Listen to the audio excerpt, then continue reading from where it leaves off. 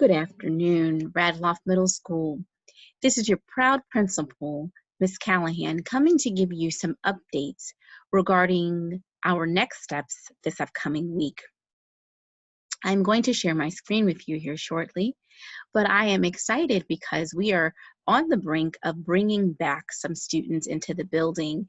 And so there are some announcements that I have to give that are important to all students and all parents.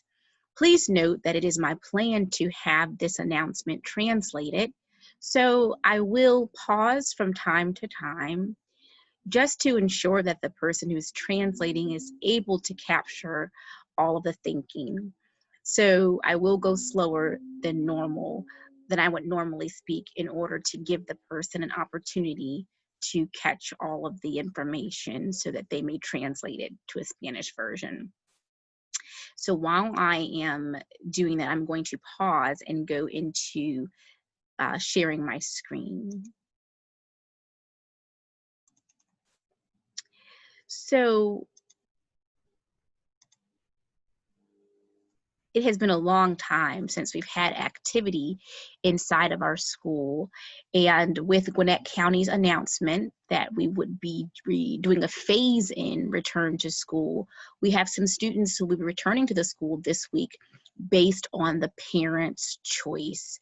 So I'm going to talk through how that impacts the entire school environment and some important updates. So, as many of you are aware, Gwinnett County made the announcement prior to school beginning that they would allow for parents who decided that they preferred in-person instruction for their students to have that opportunity for their students to be instructed in person. So this was the phase-in plan at that time. And as of today's date, which is August 24th, that plan is still in effect. So on August 26th, for middle school, 6th grade parents who decided that they wanted to have in-person instruction, they will be sending their students back to school. Now, just to recall, this decision was made in June when parents completed a survey that Gwinnett County sent out. And in that survey that was in June and early July, you indicated whether or not, as a parent, you preferred in-person instruction or if you preferred digital instruction. And so that is the data and that is the information that the school is using to determine if your student is going to be instructed in person or if your student is going to be instructed at home digitally. So that is the information that we are using. If, for instance, you did not complete the survey automatically defaults you to an in-person instruction. So if you did not complete the survey, the instruction would be in a in-person model. And so if you have any questions about what you chose, or you're trying to remember what you chose, or if you're trying to see if you want to change that, you can always call our front office in order to make amendments or to address whether or not you put a certain response. We want to make sure that we have planned based on what the responses were at that time. And so our planning is around those numbers, but it would be important for us to know that we're all on the same page in regards to whether you chose in person or you chose digital.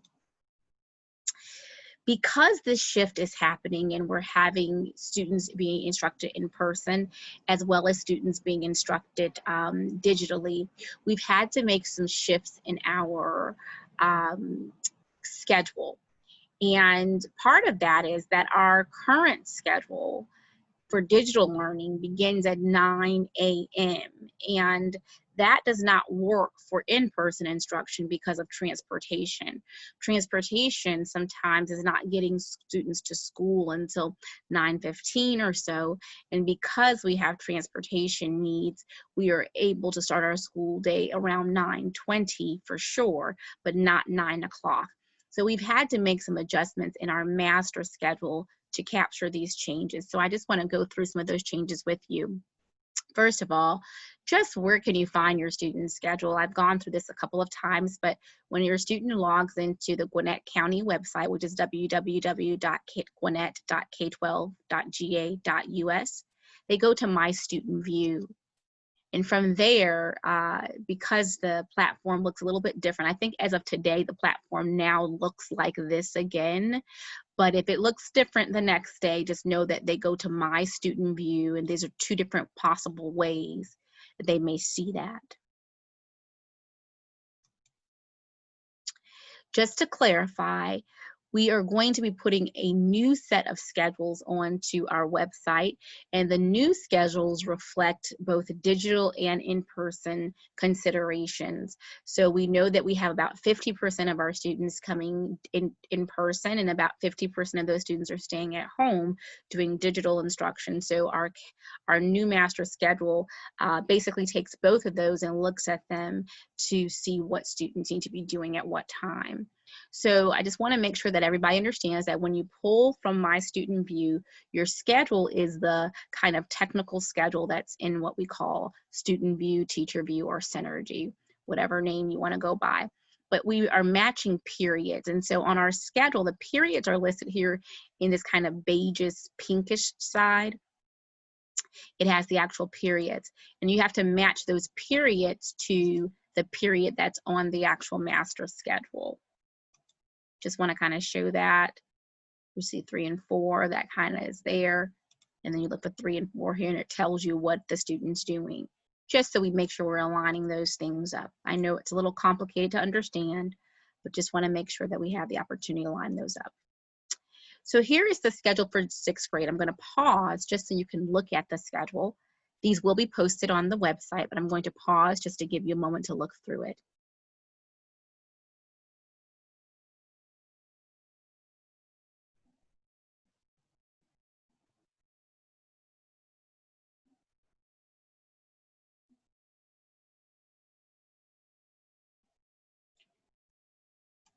I'm going to go to the 7th grade schedule, and I'm just going to pause to give you a moment to look through it.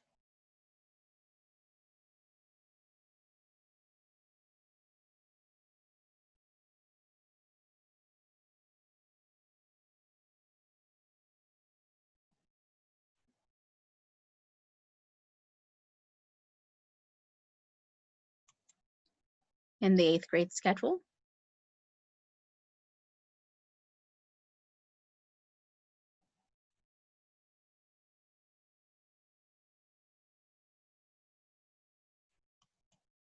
And the Gear Up schedule.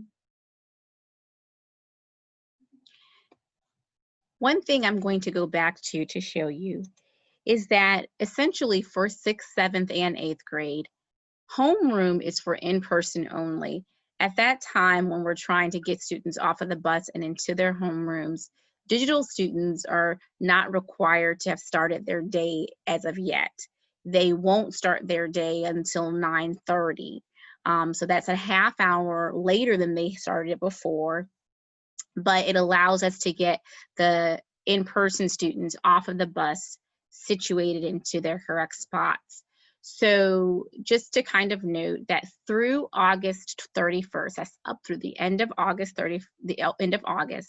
we will continue to have your students logging in during their ninth period class, which is Radloff Pride. That's their advisement class. They have been doing that for a while. It's their advisement class on their schedule. And then they're going to do that through the 31st. September 1st, they began to kind of go through ELT. We'll try and transition them so that they understand that as of that date, they're going to start going to ELT course pages. And the biggest change is really with lunch. Lunch is 30 minutes, and it aligns to the academic teacher that they are in their class period during that time period. So that is where it gets a little bit different, because it aligns to the academic teacher who's instructing them at that time and what time they actually go to lunch during that period. So I'll try and go through that with you and make sure everybody understands. We will be posting these on the website as well. These were posted before just to give you a general idea of what does the schedule in Synergy or Student View look like and where your student needs to be. So we've done models like this for 6th grade. We've done models like this for 7th grade and 8th grade. So I'm just going to give you an opportunity. I'm just going to go through a 6th grade example, and then I'm going to quickly go through 7th and 8th grade. So for a 6th grade student, for homeroom, which is the first thing that shows up on their student view schedule, they're not going to homeroom if they are digital. But for in-person, they do go to homeroom. And then in terms of that second thing that's on their schedule, which is their O1 period, that's what we call their ELT period.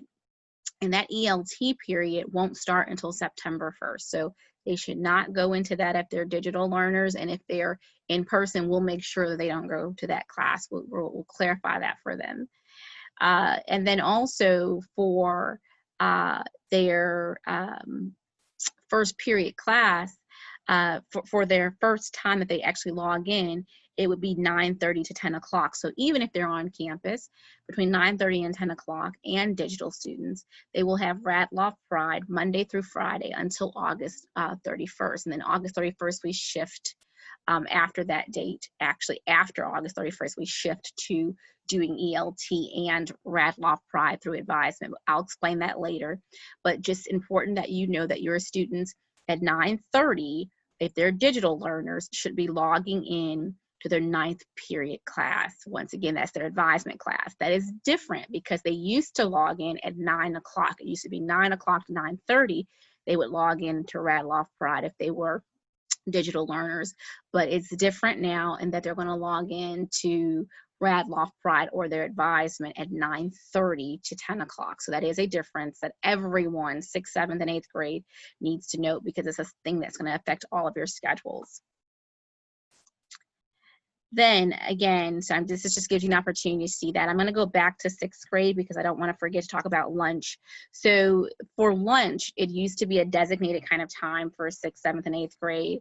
But with in-person instruction, we have to stagger lunch to take students to the cafeteria. So that means that there is a slight adjustment on the side of the digital learner.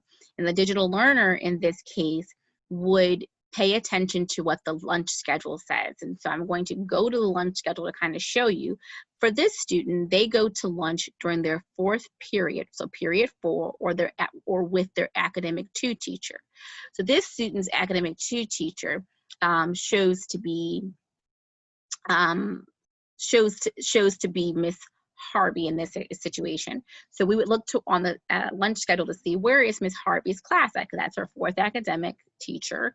4th period, so her 4th period teacher and her 2nd academic teacher. We look for Harvey on the lunch schedule to see what time does she go to lunch. I'm just going to go ahead and go to Harvey's lunch period. So if I go on the schedule here and I'm looking,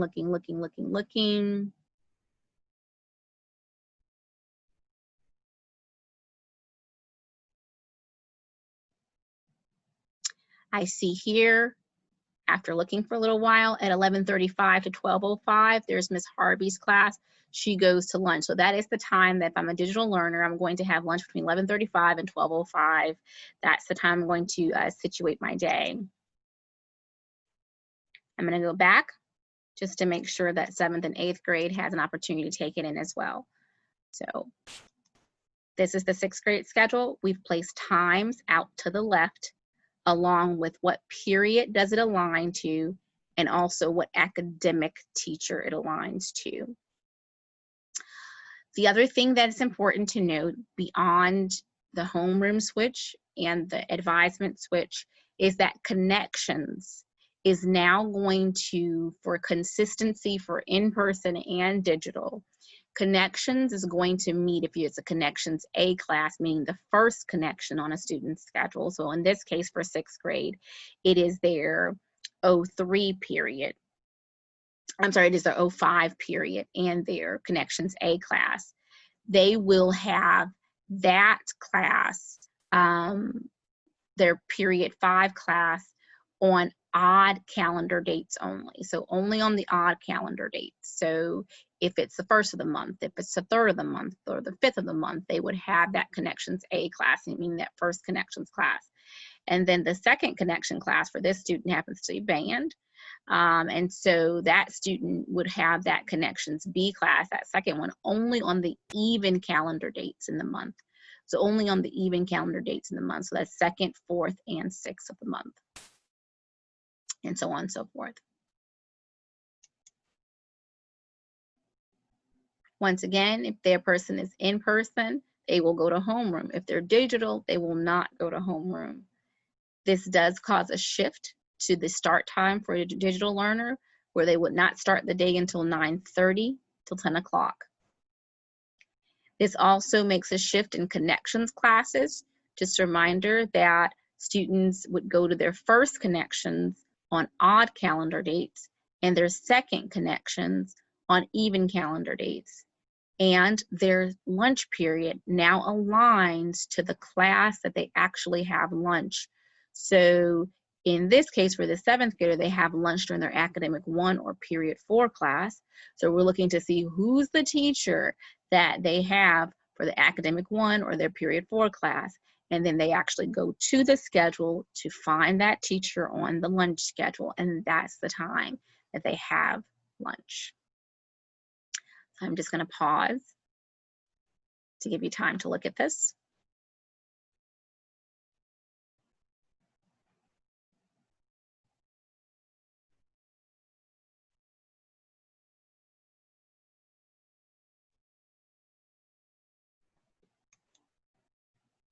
I'll do the same for 8th grade sample schedule. Just give you time to look at it.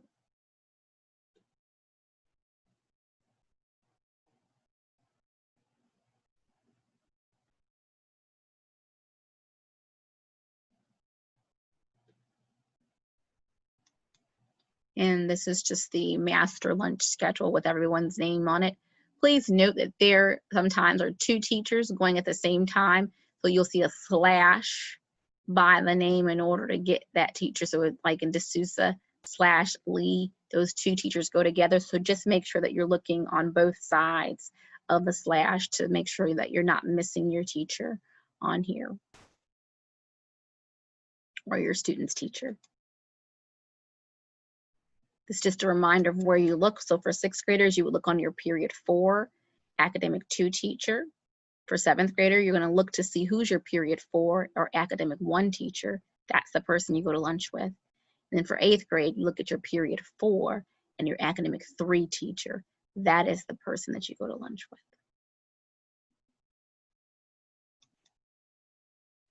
We know that this is complicated and it causes some questions. So at any point in time, if you have questions, do please call the school. And we're glad to help you. We know that there's a lot of calls sometimes that come at one time, but we do have ways to outsource those calls to grade level offices as well. But do call to get the clarity that you need. So as a reminder, you made a choice back in June or July in regards to what you prefer for your students and their education moving forward. And some of you chose in-person instruction, and some of you chose to have your students instructed digitally. And Gwinnett County is honoring that parent choice. But it's important that you remember what your choices were, because our planning of instruction is based on what parents have indicated to us. So in the case a student comes to school who is slated to have digital instruction, please note that if that student comes to school and we have them noted as having digital instruction, we know that that's not in alignment with what you want it to happen. So we're going to call you and ask that you come pick up your student to ensure that they get into the proper setting that you requested for them. And so that is important that we not have a lot of mix-ups like that. So please make sure that you know what it is that you selected, because what you selected is in the system, and that's what we're operating off of when we're creating schedules, when we're assigning classes and things of that nature. So if your student is digital, they stay digital. If that's what you preferred, if that's what you indicated, that's what you do. You stay digital. But if you indicated in that survey by one, maybe not responding to the survey, because that would have defaulted you to be a digital choice if you did not fill out the survey. And the county is looking at your selection as in person, because that was the default if you did not complete the survey. And if you did complete the survey, it allows you to choose in person and you chose that, we do need you to send your student to school on that day. For 6th grade, it's August 26th. For 7th grade, they stay digitally until the next round, which is September 2nd. And then the next round, I believe, for 8th graders is September 9th. So once again, it's only 6th graders for in-person instruction for this Wednesday. Just our 6th graders are returning to us for those students as parents who chose in person. For their 6th grade students, they're going to return to us on August 26th, which is a Wednesday. I'm going to pause to give the interpreter time to catch up if they need to.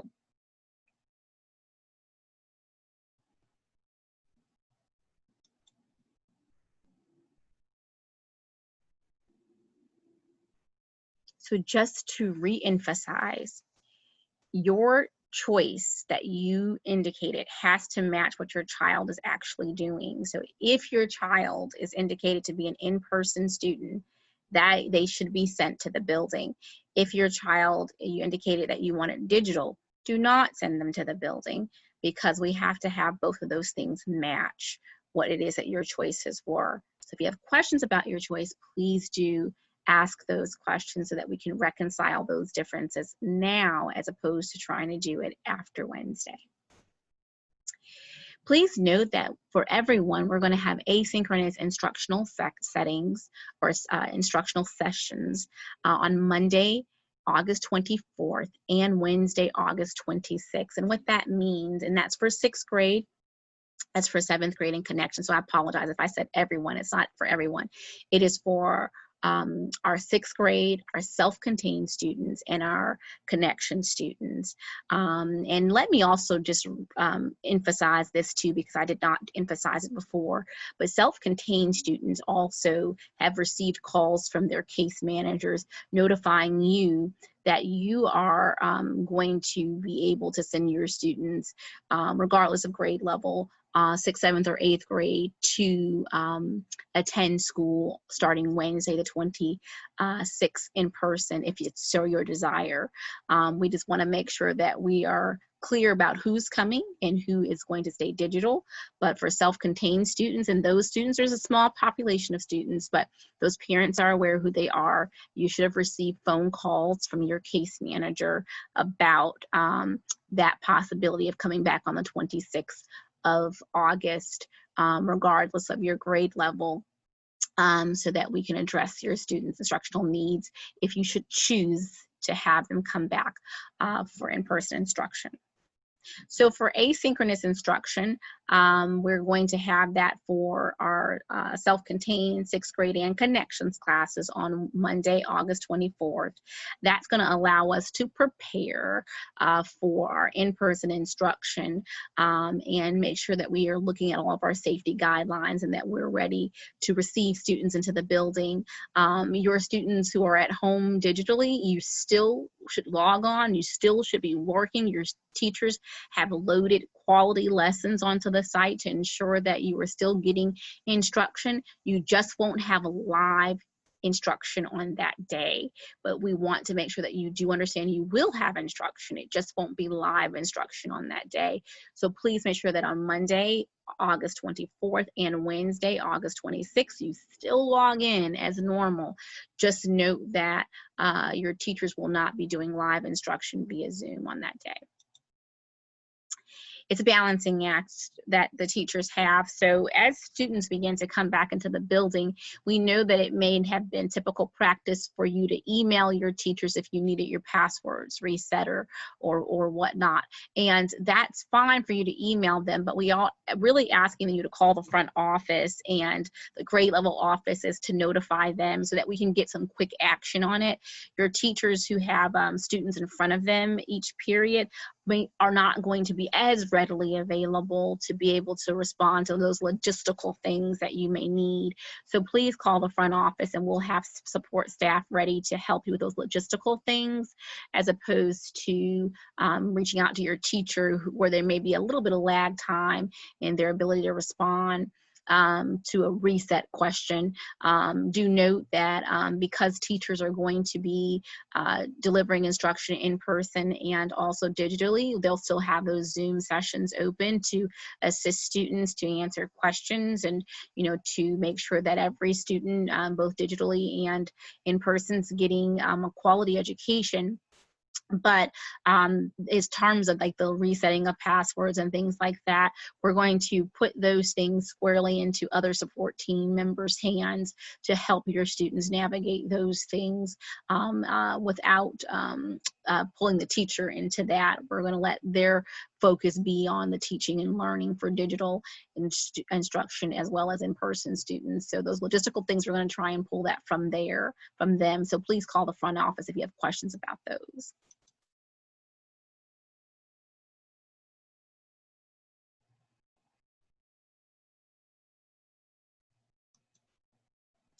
So for all, the Gwinnett County Schools has put together a Return to Learning Hub, and there's lots of information loaded on this Return to Learning Hub. I'm going to try and actually go there right now. I think my computer will allow me to open up that page.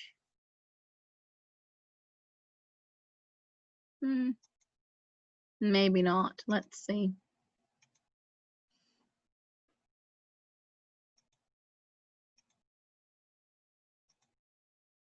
No, it won't let me do it right now.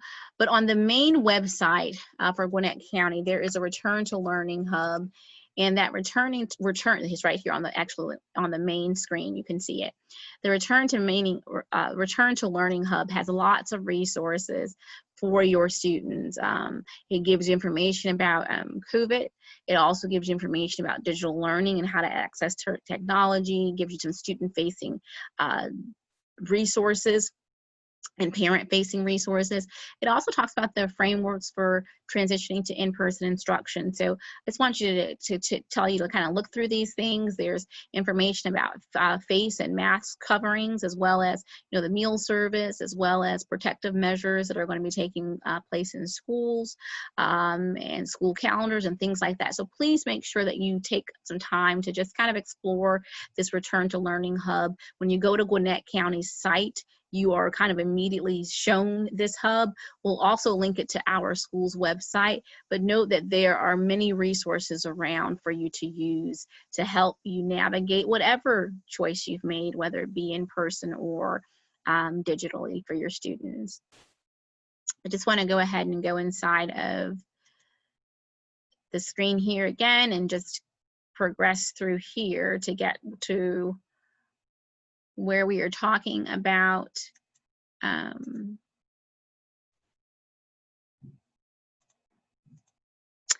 in-person piece. So I should have said this more clearly at the beginning of the broadcast, but essentially I've sort of created this broadcast in two separate parts. One was a part that was for all. It affects all learners, whether digitally or in-person instruction. And the second part affects in-person instruction specifically. So I am going to continue the recording so that it's continuous for all. But if your student is a digital learner specifically, and you know that for a fact, then this next section of information may not be as relevant to you, but you're free to listen to it if you want to. But I just want to make sure that you understand that the next pieces will be more geared to those students who are coming back into the building, and to those parents who are sending their students into the building for in-person instruction. So I did want to give you a moment to kind of let you know that. So if you are a digital parent and a digital student, you can feel free to get off the recording now, and because the other pieces may not be as relevant to you as a learner or as a parent of a digital student, but you're more than happy to listen. I just don't want to have you listening if it's not going to be relevant to you. So I'm going to pause to give you a moment to decide.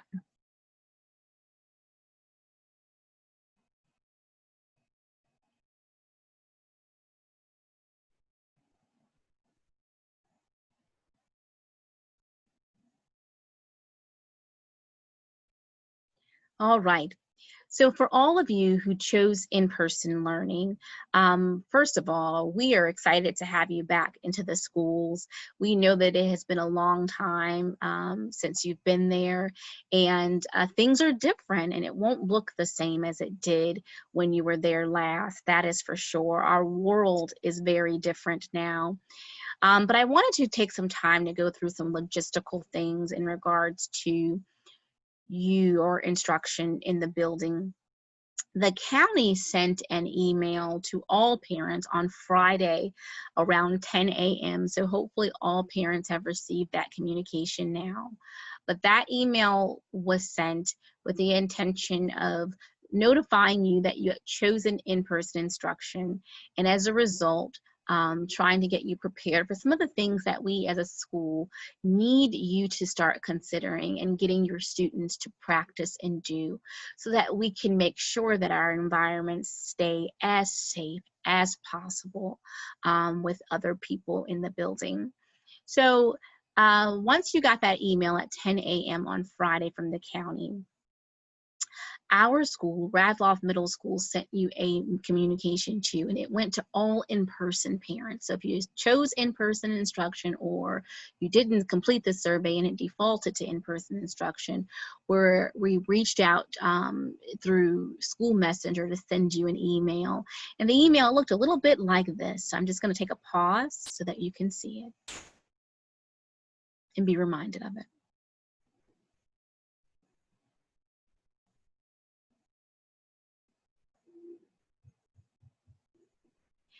At the bottom of this email, there was a link that said, click here to complete form.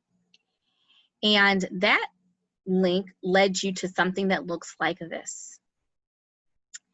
And I don't want you to miss that, because that's an acknowledgement form that is important, because you're sending your student to school, and we are still in the middle of a pandemic, a health pandemic. And as a result, we want to make sure that your student is safe, our staff is safe, and other students are safe. And so the county outlined some things inside of this return to school kind of acknowledgement form that's important for you to acknowledge and important for you to follow through on. And so there's a couple of things. One is wearing masks, because face masks are required for students and staff, both in school and on the bus. So on the bus and on school. And they have to be worn properly, covering the nose and the mouth. The other thing is that you have to practice hand hygiene. That means washing your hands frequently. That means using sanitizer when necessary, and practicing and maintaining physical distance as much as we possibly can. And then the big thing for parents is, if your student is feeling ill or sick, we do not send them to school. If your student has been in contact with someone who has COVID or was diagnosed with COVID recently, you do not send them to school. So these are just practices that I know are challenging, because we as parents are trying to live our lives and to continue to work. But it is important for the safety of all our staff, your student, and other students, that we adhere to the guidelines that are inside this parent acknowledgement. So I want to make sure that I just go back so that you can remember, where do you get this acknowledgement? That email that came from the county, and then a subsequent email that came from the school. There is a part at the bottom that says important parent information. It says click here to complete form. That is where you need to click in order to acknowledge that you have received this information. Just a couple of things, because this is new to me. I think we're all learning something every single day about COVID-19 and the pandemic. And as we learn, I want to make sure that we keep each other aware of different things. And one of the things that we have to make sure that we note is that for the face mask, they're requiring that they go over the nose and the mouth and they fit snugly. But some of the masks that are out there have those requirements where they fit over the nose and they fit snugly, but they are not full cloth covering, and so they have, you know, like mesh covering. Those do not provide the protection that we need, and so those don't fit the requirements that would keep students and staff and your students safe here in the building. So those types of masks, if we see them, we're going to ask that a student change it out, and we'll have some disposable masks available for students to use. And then we'd call you as well to notify you as to why we asked the student to make the change with the mask. And then also too, it's been noted that the vented masks don't provide this protection either. And so they provide some comfort for sure, right? Where you're able to have the ventilation in there, but it doesn't provide the safety. And, you know, for learning and teaching and learning to exist, we all know and probably all recognize, I'm sure, that it's important that we're safe first, and that we have to have a sense of safety and security and for our well-being before we can really learn, and really before teachers can teach. So we want to make sure that all of these things are in alignment and that our mask requirements are being followed fully. And so we will reinforce it at the school, but we're asking that you reinforce it at home. You may want to start getting your students used to wearing their mask regularly, because since they've been at home with digital learning, we know that they haven't necessarily worn mask every day, all day. But we're going to start asking that you just kind of get them acclimated to that particular thing if you chose in-person instruction for your students, because we will be expecting them and requiring that they wear it. So, also, there will be questions about bus transportation, because the masks are required on the bus too, but you may just have some questions about how to get your students bus information.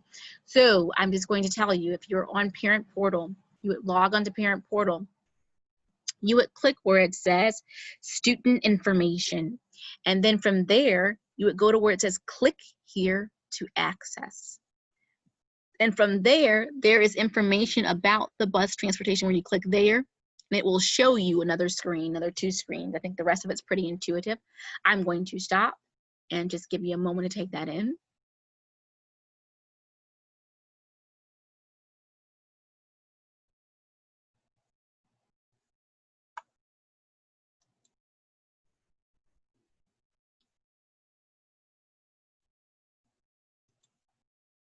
If you have other questions in regards to how to access the bus transportation, you can always call the local school. Each of the staff members in the front office and the grade level clerks have been given bus information for your students, and they can answer those questions for you. We do encourage you, though, to use the resources that are available to you to ensure that you are on, that you're learning how to do these things alongside your students, and that you're equipped to do them should things change too, because we know by calling the front office, it may delay the information that you need to get, because we are responding to lots of phone calls. So if you use the resources that are there for you, it will make it so that you're able to do it on your own and not rely on someone else. So we hope that you can use the resources that are available. I'm just taking a quick moment to look at my notes to make sure that I have not forgotten anything that we have to give to you. But I just want to make sure that you understand that we are excited to have your students return to us, but we want to make sure that it is an absolutely safe environment for all of our students and for all of our staff members as well. As mentioned, you know, we have to really consider the safety and welfare all participants, and we want to make sure that we're following those guidelines. And so when you know, students, I know, have a tendency to want to kind of, you know, we always say keep hands, feet, and objects to themselves. Just please remind them it's so important now more than ever they keep their hands, feet, and objects to themselves, and not touch things in the same way that they used to, or you know, hugging each other in school and things like that. You know, it's just not okay. So please just really reinforce those things with your students at home, and we'll reinforce them at school as well. but it's okay. And I think it works better when we are partnering with one another to do what is best in the best interest of our students. So whether you've chosen digital or in-person instruction, we look forward to educating your students and continuing teaching and learning on either platform. Please remember the changes with the schedule and begin to adhere to them. And if you have any questions, feel free to call our front office. We thank you for your time, and we look forward to seeing all of you soon.